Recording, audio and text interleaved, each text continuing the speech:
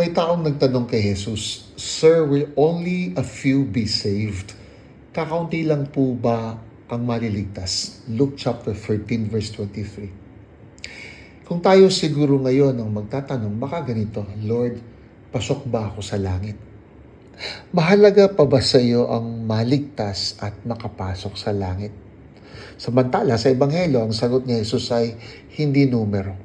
Sabi niya, enter through the narrow door. Ibig sabihin, hindi ito automatic, hindi rin shortcut.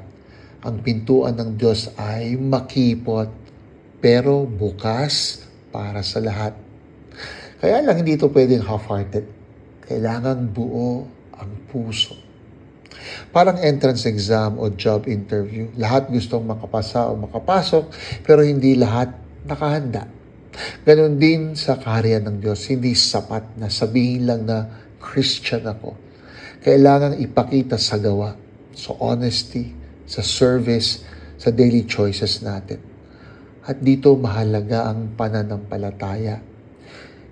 Faith is not just believing in Jesus, but following Him kahit mahirap.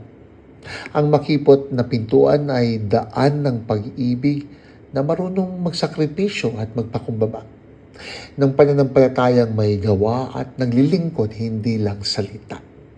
At ng pag-asa na buo ang tiwala sa Diyos kahit nauupos na.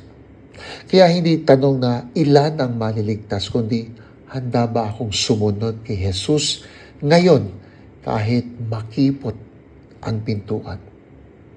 Paki-like at comment ang Conversations with Father Jerome SVD. Suportahan natin ang libreng pagpapaaral ng Arnold Jansen Catholic Mission Foundation sa mga out-of-school children, youth, and adults sa pamamagitan ng ALS.